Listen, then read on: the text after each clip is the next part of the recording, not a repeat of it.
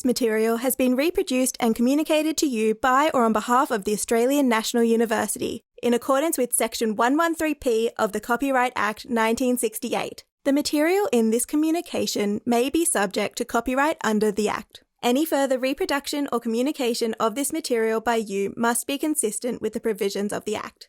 Do not reproduce this material. Do not remove this notice. Kept cool, calm and collected throughout and solved every problem. Okay, so on Morandi. I've written this talk very much from my perspective as a painter. I began focused on trying to articulate why I find Morandi's work so compelling. One of the great pleasures of working as a painter today is the fact that as a practitioner, unconstrained by the discipline of art history or theory, everything ever made anywhere is in a sense contemporary. That is, it's part of our present, part of our now, and can feed into our practices and our perceptions in any number of ways, and offer us new possibilities not necessarily evident to the outside observer. So I'll be talking mostly about what you might call crudely the mechanics of painting. It may seem very basic, hope not too basic, but I've found going back to basics has given me a certain clarity of purpose. So I hope this might be helpful in opening up just what makes Morandi such a significant figure in my estimation. It just so happened that when I was in the course of preparing my reflections on Morandi, that the NGV was staging Bonnard, and seeing that show prompted me to think about comparing the two. So while I'll focus substantially on Morandi, I'll conclude with some thoughts about Bonnard. Denying still life is tantamount to confessing that one doesn't understand painting, since it's through still life that painting reveals its constitution, its essence. So wrote Henri de Perrault, a French painter living in Florence in 1911. I came upon these remarks when reading about Morandi and thought them absolutely fitting for the approach that I wanted to take in talking about his work. In Morandi's still lives, he is clearly articulating painting's constituents.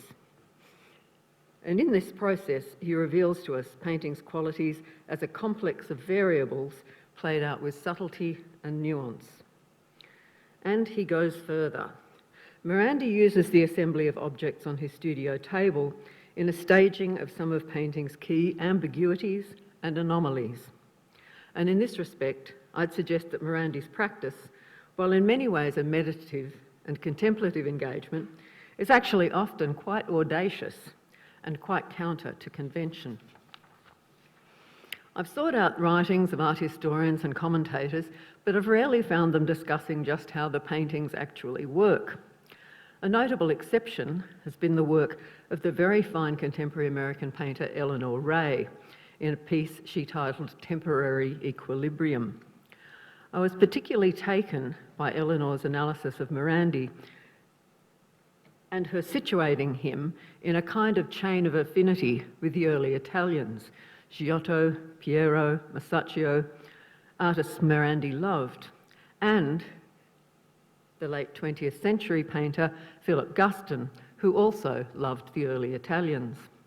And as I felt an affinity with all of those artists and with Ray herself, her writing really struck a chord. Eleanor Ray wrote, "Giorgio Morandi's paintings reveal a heightened sensitivity to the basic problems and possibilities of painting. Looking at Morandi in my earliest painting years felt like learning to read for the first time.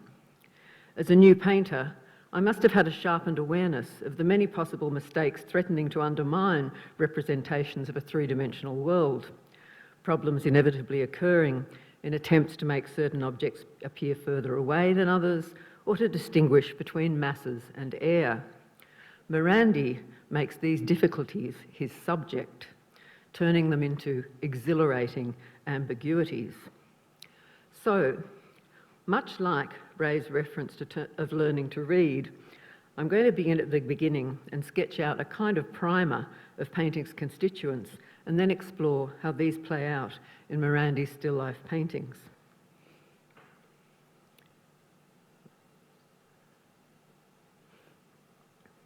Let's begin in his studio. This is key.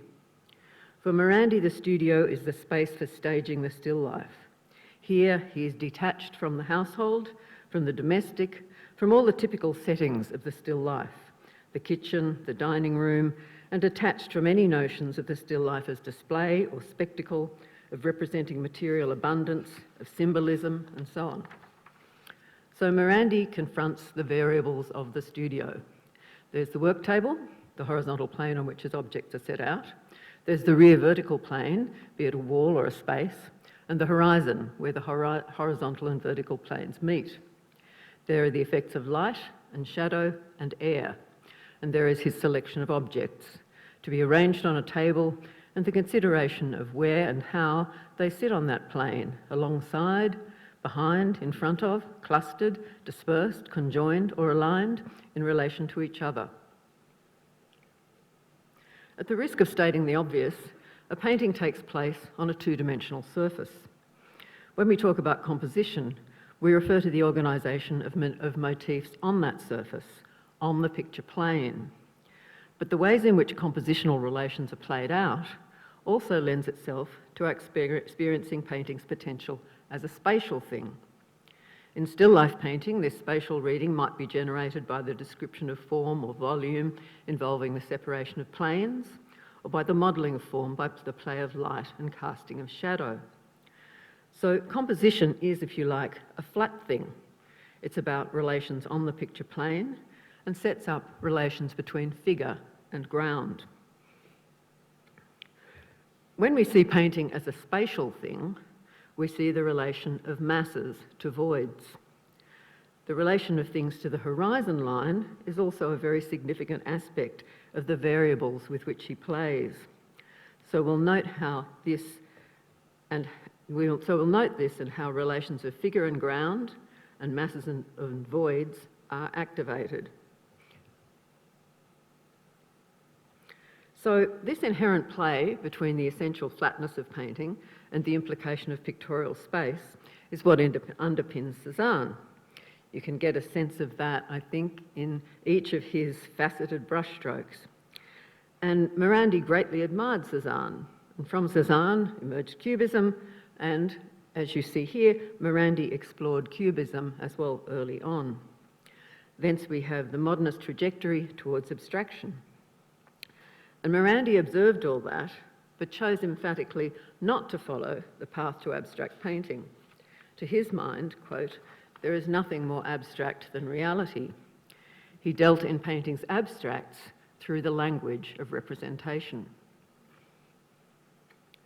So, when Morandi organises his chosen objects in space on that table, setting them in relation to the ground plane, the tabletop, the wall behind, to one another, and he selects his angle of view, he's visually and mentally translating these spatial relations into compositional relations on the picture plane. Things which are separate and distinct in space on the ground plane of the table come into relations as compositions on the picture plane, by which they may appear in locations above, below, conjoined, overlapping, or hinged in relation to one another. They may be blocked or occluded. As Morandi demonstrates so fully, these motifs, these objects, may be composed in any number of configurations, in rows or blocks, densely grouped or dispersed, symmetrical or asymmetrical, fully contained within the frame or extending beyond it. In activating the relations between figure and ground, and masses and voids, as Siri Hustvedt has said, his paintings have us pose the questions: what exactly am I looking at? How should I look? Where should I look? She says we begin to think about thingness and about what is there and what is not.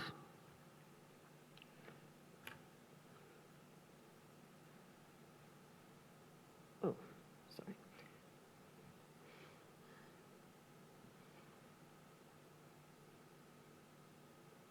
Traditionally, post-Renaissance still life painting sought to describe each object accurately, illusionistically, locating each thing and each thing's relation to other things, spatially and compositionally with distinction and clarity. This 1737 composition by Chardin, another painter Morandi much admired, is a fine example of these principles. Morandi, however, explores things in states of ambiguity, anomaly, uncertainty, inconsistency. In doing so, he explores painting as a mediating between the variables of perception and convention. He applies a disinterested gaze, whereby one focuses on the relation between things and between those things and the spaces and places they inhabit, and the spaces between things rather than the things themselves.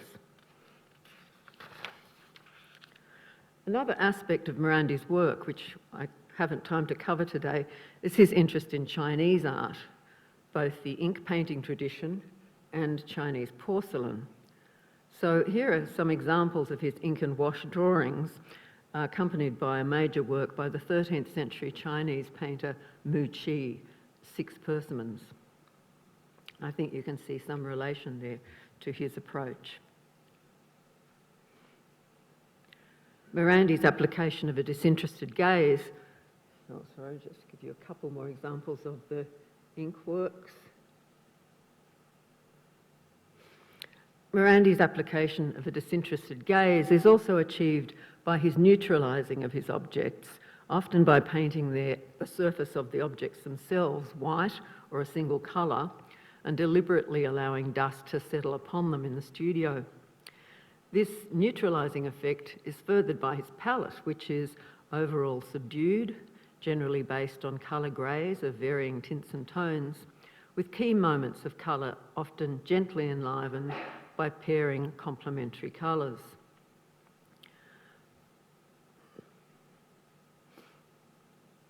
While his palette is tonal and forms are generally modelled by light and shadow, Morandi also uses a lot of line.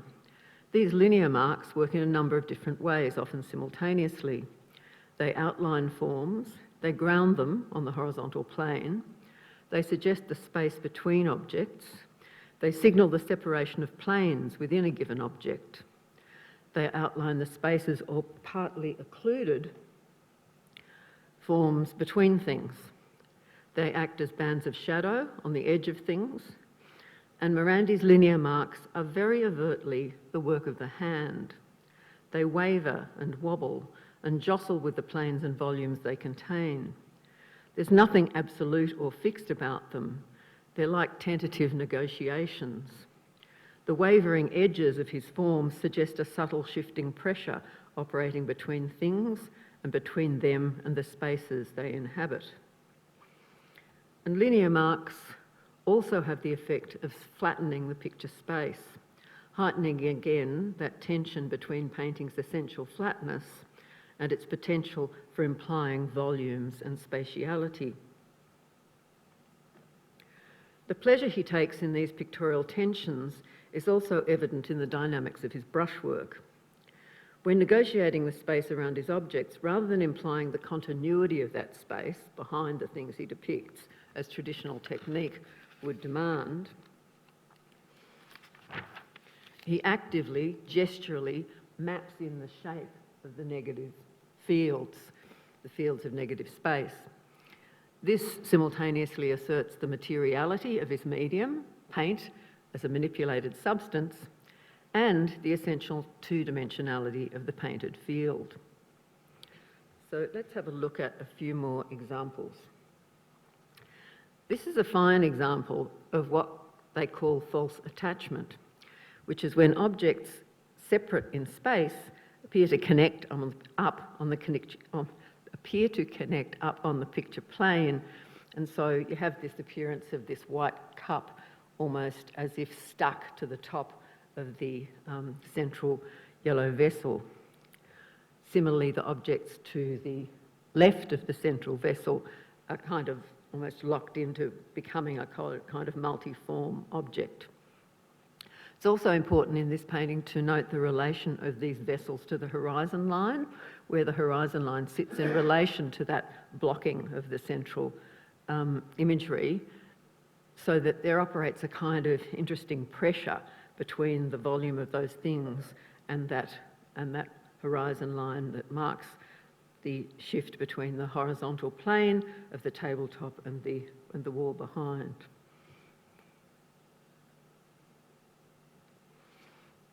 Here we have something like 9 objects, I think, tightly grouped to form a dense rectangular block, somewhat precariously rammed to the edge of the table support, to form a straight vertical continuous line with the vertical delineating the edge of the table.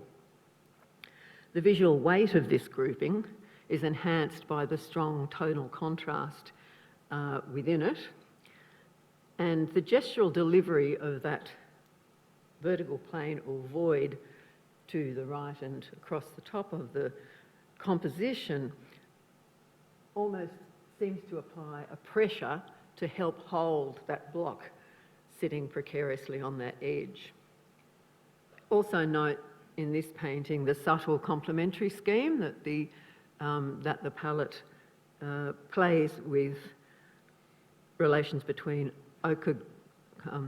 olive greys and the warmer mustard yellows and the terracotta brown.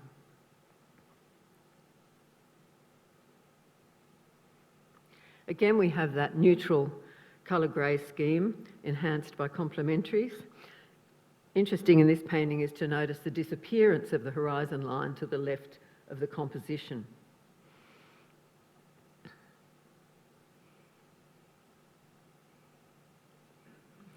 Here, 8 objects form a central block. The horizon line here is just below the sort of centre of the pictorial field. And notice the relationship between that and the sort of lower volumes of the foreground objects. And then, of course, the ways in which all of the objects, the tops of all the objects, complete that sense of a rectangular block.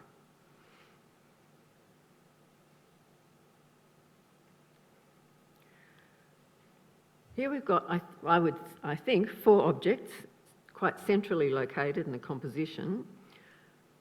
I think what we've got are these 2 open-mouthed vases, this white vessel in the foreground, and then notice the bulge in the horizon above, which suggests to me an ellipse which forms the opening of a large blue bowl that's sitting behind those 2 open-necked vases with a little beautiful touch of a pale salmon across the lip of that volume.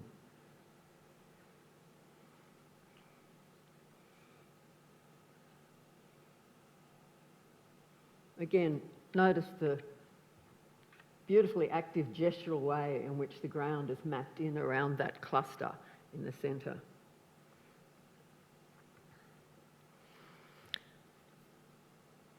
This composition's interesting for the 3 bands of colour. The large olive grey upper band and lower band, and then the kind of mauve grey territory in the centre. We've got 6 objects, 5 of which are rendered volumetrically quite dramatically, casting strong angular shadows, dramatic cast shadows, and then we have this mysteriously flattened object on the left, which just adds a beautiful kind of mystery and complexity to that composition. The 3 bands system works again with this painting, and again we've got the objects clustered fairly centrally, but casting quite long oblique shadows. And the subtle complementaries of the mauve grey ground and then that lovely kind of muted mustard yellow.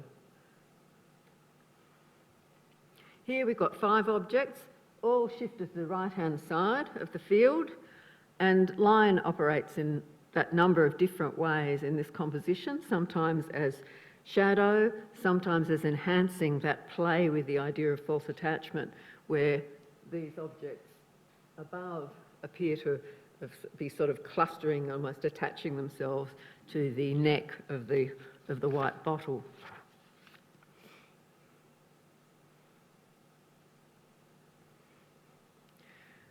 This mass of objects is kind of clustered into an organic kind of mass, casting a strong raking light, and then we have that angular cast of shadow repeated in the shadow cast by the edge of the table in the bottom right corner.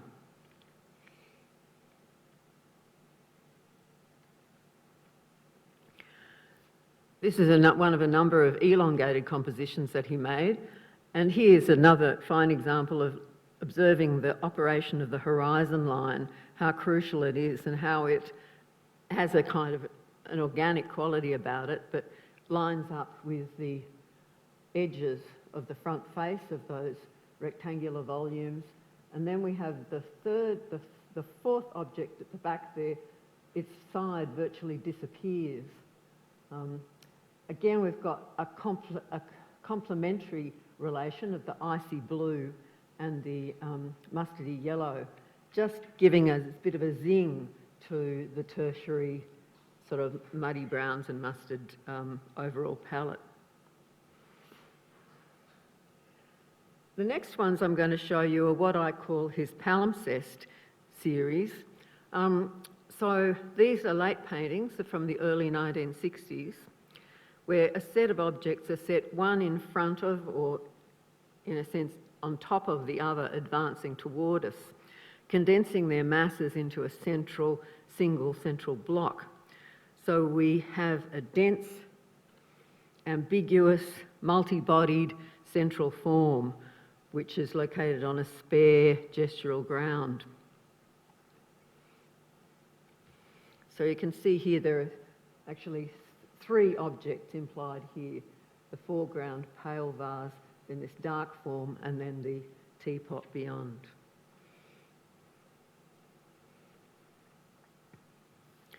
And here we have also a conflation of three objects. So we've got this ambiguous dark form, which seems to falsely attach itself alongside the frontal spout of the teapot. And it's interesting that this density is sort of so condensed within such a broad field, and the way the teapot appears to be sitting virtually exactly on that kind of horizon line with the other two objects in the foreground. And these late paintings are set into a symmetrical composition where we've got the two central bottles, and then he introduces a rear row of forms, these boxes or vessels on either side. But edges are really dissolving here, forms seem to be fusing. As Siri Hustvedt says, it's as though things at this late stage are at the verge of disappearing.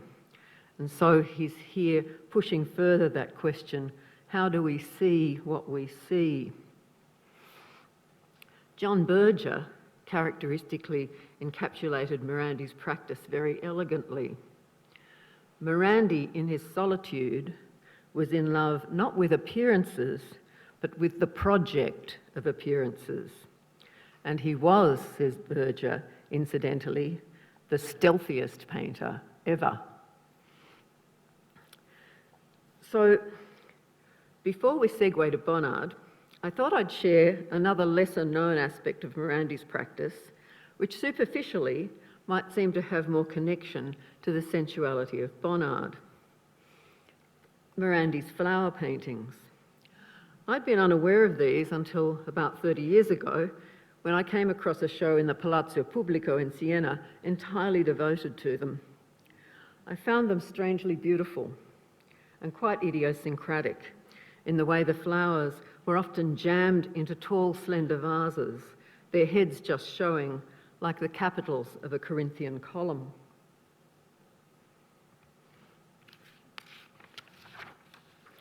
His interest in painting flowers is influenced by a number of perhaps surprising models. Early on, he admires the flowers of Duanio Russo.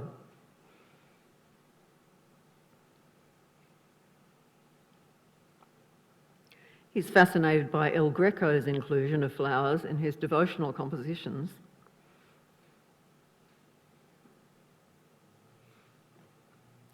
And he's taken with the flowers of Renoir.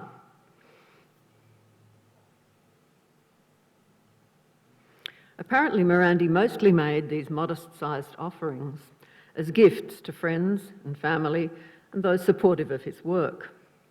And in their symmetrical central placement on plain grounds, they do present themselves like muted icons. Their flower heads themselves have an almost fleshy materiality.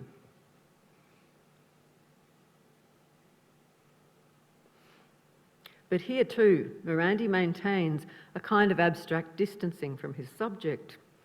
He prefers to paint artificial flowers made of silk or paper, and like his vessels, they are dusty and pale and subtle in colour.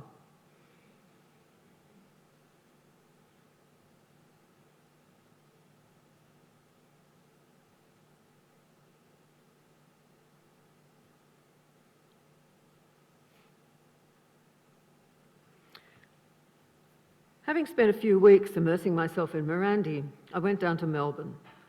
Bonnard was a painter whose work I loved, and having seen 2 shows brought here previously, despite the unwelcome intrusion of the NGV's exhibition design, I simply had to see it. Given my current preoccupation with the depiction of vessels and still life objects, I was naturally drawn to the large dining room paintings Bonnard made from around 1930. And in particular to the arrangement of objects depicted on the surfaces of tables: jugs, pots, teapots, cups and saucers, baskets, platters of food. While these are, I guess, interiors rather than strictly still life, I just kept coming back to these tabletops, totally seduced by their compositional relations, the glorious and shimmering luminosity of Bonnard's palette, and the sensual dynamics of his brushwork. And I was struck how radically different his vision of these things as material for painting was from that of Morandi. As we've seen, for Morandi, the still life was to engage with the realm of abstraction. That is, abstract in the original sense of the term's derivation from the Middle English, French and Latin, meaning separation or drawn away. As we've seen, his collection of bottles, pots, jugs and boxes were thus removed from their lives in the household. For Bonnard, on the other hand, such vessels are totally immersed in the life of the household, the world of domesticity, of intimacy, of cooking, eating, drinking, of sharing food and marking the time of day with meals and teas, of domestic decor and simple sensual pleasures. In contrast to Morandi's dense clustering of things, Bonnard treats us to the table as a spread. Our viewpoint is elevated and the tabletop tilts up steeply to afford us the most generous aspect. Our eye tracks across the tablecloth to land on each new visual and virtual delight: fruits, cakes, biscuits, bottles, glasses. Marta is generally there, but she, and the ubiquitous cat, is on the periphery, almost camouflaged in the interior setting. Indeed, you could say that Bonnard captures a sense of peripheral vision in the way in which he envelops us in a spatial spread of the domestic interior. All these things are delivered with Bonnard's distinctive quality of touch. We sense the touch of his brush to the surface, its gentle negotiation of the canvas to evoke the shimmering presence of something, but also the sense of touch in the daily acts of handling these things: the setting of the table, the laying out of foodstuff, the loading up of plates, the reaching for a piece of fruit or a biscuit, the pouring of tea. Bonnard's palette is so rich and complex, richly layered, ranging from mottled tertiaries to intense moments of brilliant reds, pure oranges, yellows and blues. Things cast chromatic shadows of mottled grey blues, mauves and browns onto the white field of the tablecloth. So how do Bonnard's table pieces so differently also reveal his appreciation of the constituents of painting. The tabletop is tilted almost parallel to the picture plane, so the picture space is shallowed, but deep enough for the life of the table to inhabit. These things of the table are not described in a concrete or precise way. Their forms are suggested somewhat tentatively through wavering line, shifting layering colour, and brushwork, which seems almost searchingly to fondle each form. Mottled light dissolves detail. The translucency and reflection of glasses and bottles throw passages into further complexity and nuance. There's plenty of ambiguity in Bonnard. In some passages, his clusters of marks and smudges are not immediately decipherable, but we can sense the action of the hand and the eye gesturing towards something quite particular, some aspect of the world of the table. This is another key aspect of working with the motifs of still life. The fact that these objects are such familiar elements in our daily lives means that they can lend themselves to modes of painting departing from literal or precise description. So maybe despite their differences, there are ways in which, in the depiction of things, both Morandi and Bonnard are each in their particular and distinctive way, prompting us to ask, where do things begin and end? As I mentioned, Siri Hustvedt said that of Morandi, and Jack Flam says this of Bonnard and goes on to say, in his late pictures especially, the limits of things abut each other in a pliant, contingent, somewhat approximate way. The forms ebb and flow at their edges, so that the boundaries between things and emptiness are constantly modulated and qualified. Bonnard's entire enterprise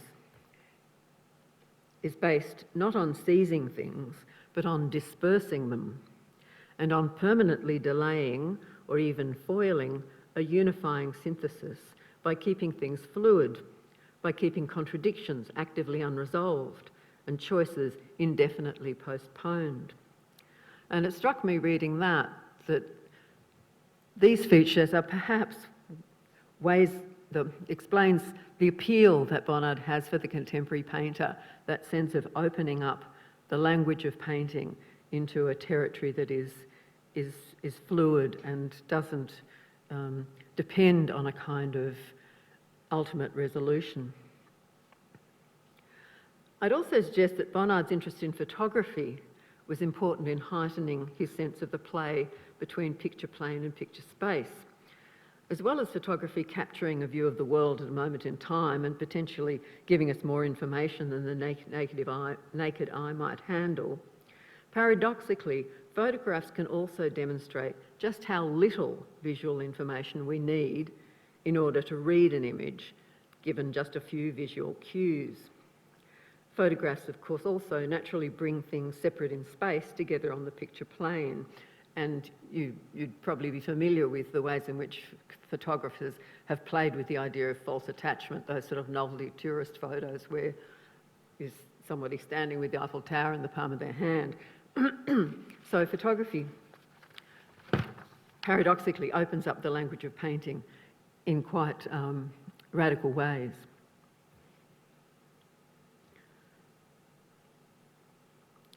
So there you have it, two painters of quite contrasting sensibilities and preoccupations, though with some common qualities, though working from very different perspectives on practice. For Morandi, close and sustained direct observation and contemplation of the things at hand was central, whereas Bonnard consciously chose not to paint from observation. He would remove himself from the scenes he went on to paint and worked his paintings based on small drawings, often made with lines and dots and hatching, written notations about colour and light, drawing on memory, recalled sensations and emotion. There is, however, a certain modesty about both these painters' approach. They both engage in a careful and close negotiation with ordinary things, and with the processes of paint and problems of painting itself. Both looked beyond the Western tradition. Morandi drew on Chinese traditions, while Bonnard was very affected by the sensibility and pictorial spaces of Japanese prints.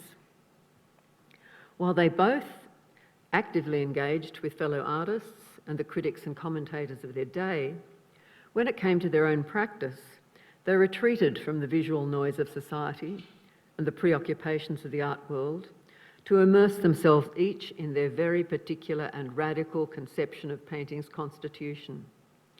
And, as Hustvedt says of Morandi, devoted themselves to subverting the conventions of seeing. Morandi in his studio, and Bonnard his house and garden. Perhaps, for the painter today, those locations of focus for each of them resonate in a sense metaphorically.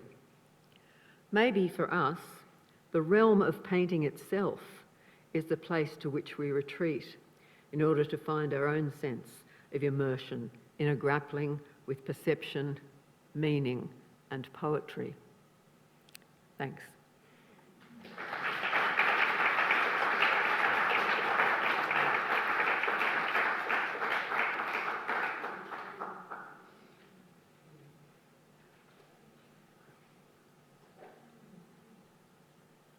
Thanks, Ruth. That was beautiful. I wonder, would you be open to taking questions from anyone? Yeah. I'm just looking at what it was. There was one word that Brock used in terms with his still life, which is this word rapport. And I think both of these artists are interested in the rapport, not only between the objects, but their own rapport in arriving at the conception of an image, which is quite an interesting way to conjoin both artists. There's something quite geometric about Morandi's things that doesn't occur in Bonnard's work. It's more an observation. Is there anyone who'd like to ask Ruth a question?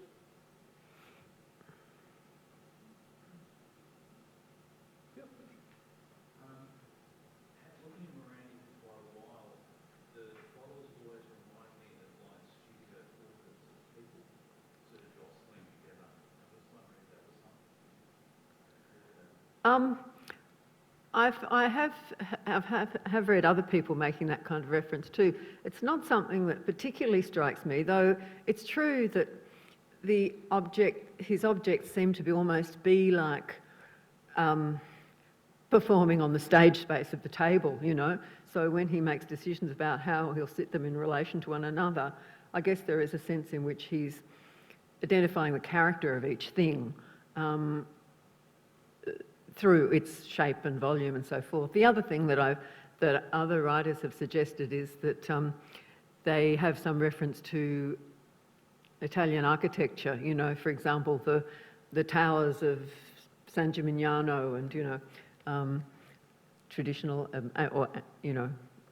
Italian architecture. So, yeah, there are all sorts of ways that one can think about them. I suppose personally I kind of think of them less metaphorically and more in that kind of abstracted way, yeah.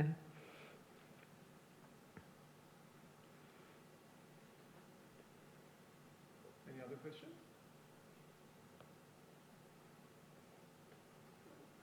What about the, there's lots of stuff written about it, but the stillness that Morandi evokes, you know, how do you see how he does that? Is that to do with, of course, the colour of that, but the tension that he creates between those objects somehow stops movement, or really in Bonnard, there's some flow there. Yeah, it's true, yeah. Yeah, it seems to be something to do with that sense of configurations that kind of lock things into relation with one another, yeah. And lock things into relation with one another and then lock those things into relation with the ground and with the spaces between them and so forth. And I guess, and you're kind of conscious, and I love that photograph of him sort of, you know, peering at those, or gazing at those objects. You can imagine his attention to those things in the studio and organising them in different configurations, and just as he organises things in space and sees them as compositions, if you like, in a kind of stasis, and then we look at those compositions and we try to read them back into spatial configurations again. So we sort of interpret what they imply about where those things are sitting in space. So I guess there's something about that sense of that system of relations that he sets up that tends to kind of hold things for our eye, whereas, yeah, with Bonnard, it's much more fluid. And Bonnard, it's not like you have a sense of his sitting down and kind of planning a composition. It's more that he goes with the kind of circumstances of the household and kind of responds to that in a much more intuitive and emotional way. That sort of references the light, like in Morandi, the light seems to be really controlled. Yeah, that's true. It's not just the configuration of objects, it's the light that's projecting into that space, whereas with Bonnard seems to be more like moments in time. Yeah, yeah. Whether it's morning or afternoon light, where the shadows are much more, they're cast across the composition. So it's, yeah, you get the sense that, you know, there could be clouds moving or a hand's going to reach out and relocate an object in a way which would never happen in Morandi. Yeah, that's true. It's almost like with Morandi, the light and shadow become almost material, don't they? Yeah, they become such important factors in relation to the planes that articulate the objects. It's true, yeah. Yeah, I was going to extend on that was feeling that the Morandis are made out of stuff and they're sort of carved into space, locked there. But he tricks you, of course, with a little smirk while I'm trying to sort it out. But Bonnard allows his objects to dance and float. They're much more social. Yeah. That's so true, yeah. What about scale, Ruth? Did Morandi paint anything, like, you know, Bonnard shifts around the scale from these sort of very small paintings to monumental things from time. Did Morandi do anything like that, or are they all Not that I know of. Anything I've only ever seen, you know, these quite modest-sized things. Yeah, and I think that that idea about about Bonnard almost delivering us a kind of the peripheral experience is quite significant in those dining room paintings, or at the large figure and interior paintings too. You have that sense of that there's stuff on the periphery that you just couldn't name, you know, you just don't know quite what it is, but it kind of holds the composition in that state of a kind of expansive state, yeah. Ruth, I was just thinking about your recent paintings and the little blocks of wood that kind of sometimes inside the frame, sometimes outside, and how they kind of ground things. Or I wondered if in some way they behave a bit like the shadows of Morandi, sort of with the objects, they somehow materialise the composition, or how did you think about those? Yeah, I mean, I wanted the paintings to sort of break out a bit from just the conventions of the rectangle, and I wanted them to have a bit more objecthood about them. So putting those little blocks or little feet on them seemed to do that.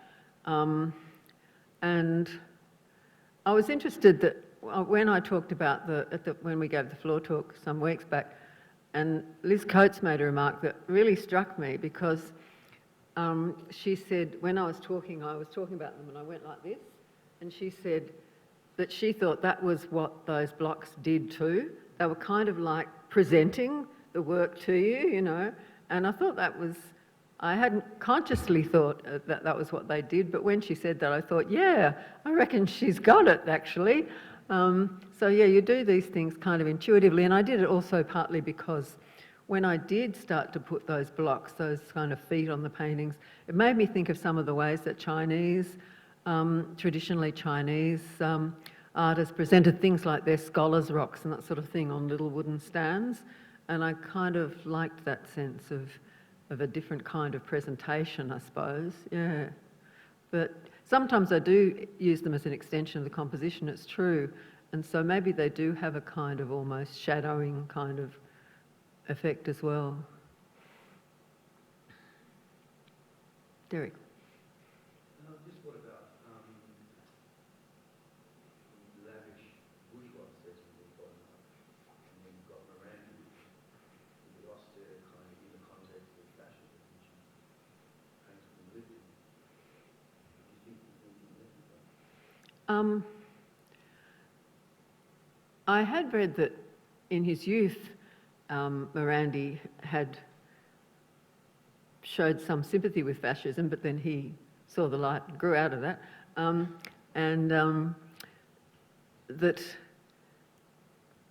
That in a sense, well, I suppose in a sense both of them were, well, as I said, both of them were actually very engaged with the artists of their day and the kind of art commentary of their day. They both retreated when it came to their practice, and but they retreated each in a particular way, and yeah, I mean, I feel sympathy with both their forms of retreat, you know. I think that's something that painting can offer us, is a kind of space for contemplation, which is not to say we disengage, you know, in other respects from the world in which we live and the culture and the politics within which we live. But in some ways, and maybe this is just my self-justification, but in some ways I feel like the life of the studio can be a kind of opening up to a way of looking at things and a way of thinking of our place in the world and what it means to be alive, that is an enriching thing for a culture, you know. It doesn't have to be, art doesn't have to be overtly political to have that subversive potential. That's what I would hope. And it just, and it removes us from utility as well, the kind of demands that a society might put upon us to make ourselves useful or, you know, have a proper job and all that kind of stuff. So the realm of poetry seems to me to be an important one to preserve, and I think they each in their particular way devoted themselves to that, to valuing that realm.